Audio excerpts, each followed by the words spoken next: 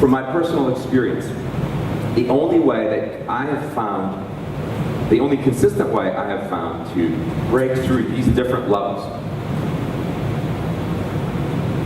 and simultaneously solve these, because these are just taken care of them along the way, the problems are just taken care of along the way.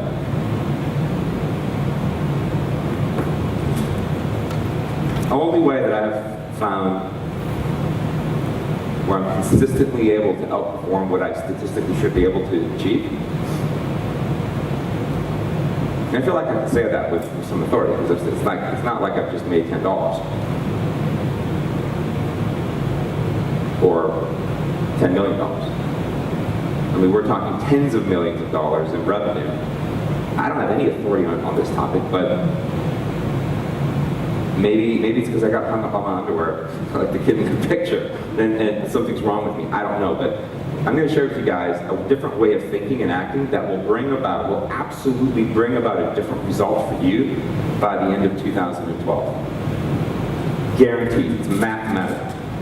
And the aha moment I had yesterday was remembering in 2004 when I finally got it, clicked. So this was 50,000. So June 21, today I quit my job.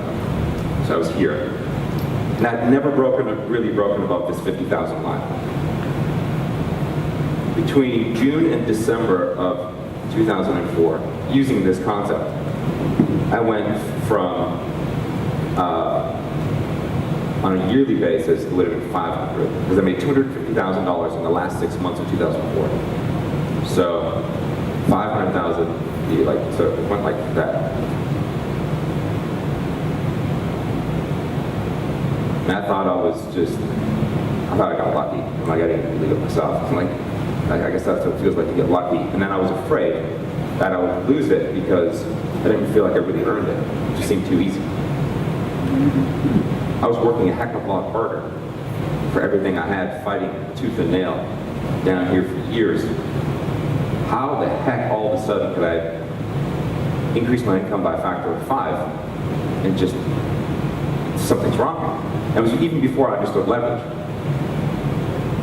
And I immediately began to try to reverse engineer what I did. And that's kind of what I'm sharing with you guys, is a reverse engineered example of at least to my best understanding of how I did this. But it never, I think I can tell you for sure, I didn't get here or here by focusing on the problems. Because all I had been doing in my life up to that point was focusing on problems, on what's not working. And as a result, guess what I got? The existence of survival, right? So if you wake up, say you live in the jungle, say this is, 1,000 years ago, you wake up in the morning, you go behind the bushes, you take a leak, go to the bathroom, find some water, splash your face, oh, I'm hungry, okay, reactive, go find some berries, eat them, go sit down with the family and fiddle with the fig leaves, and then, oh, hungry for lunch, okay, let's go hunting, so they go kill a monkey, have that for lunch. Survival is easy, anybody can survive.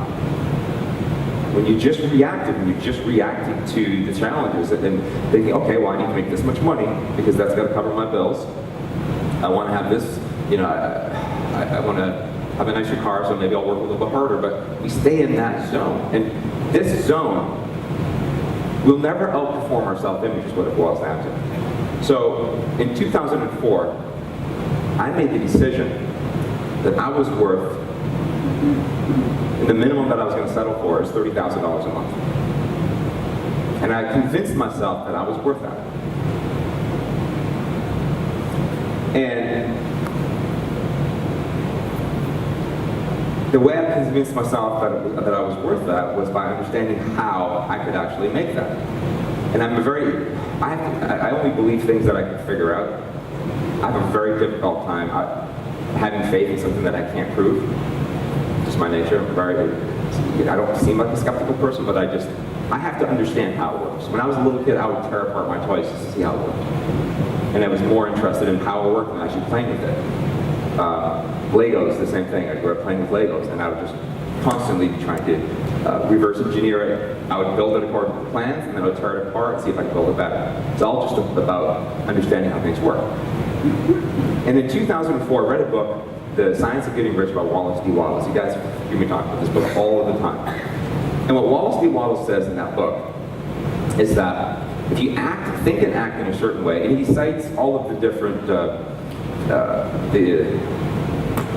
this was written, I think it was written in the 20s.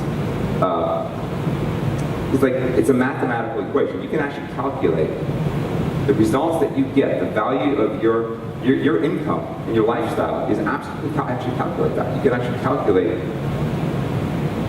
how you can double, triple, quadruple, and it has nothing to do with what you're doing. It doesn't matter what industry, it doesn't matter what company, it doesn't matter what your strategies are, it doesn't matter your language. It's not circumstantial at all. And he proves this, and it's really interesting. And when I read that, I finally understood for the first time how thoughts become things and how the world actually works. And it's a really interesting read. It's free, you can get it online, it's a public domain. But what I did is I did some crunching some numbers, and I thought to myself, you know what? I don't know how to make $500,000 a year because I've never done it. I don't know anybody who's doing it that's going to be willing to teach me how. So, after reading this book, I realized, hold on a minute. My conscious mind, when I know, each of us, there's a lot of knowledge up here, right? So if that was to be signified by, say, this, and education, and this is where your logic and your rationale is. If I could someone tap into wisdom, the subconscious, this book told me that every experience I've ever had, every conversation I've ever heard, by the age of 18, we've already experienced enough, and our subconscious has filed it all away, but it's not accessible to the conscious mind. It's all there in this vast database. It's all there, and but it's in our subconscious. It's not accessible in your conscious mind. I can't even remember what I had for breakfast. I mean, so why would I try to build a business with this? Think about it. Up until this point in my life, I was using my logic and rationale and decision-making skills as I went through life.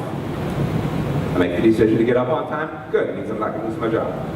And those kinds of decisions. And you decide to hone your sales skills so that you can become a better salesman and sell more mufflers.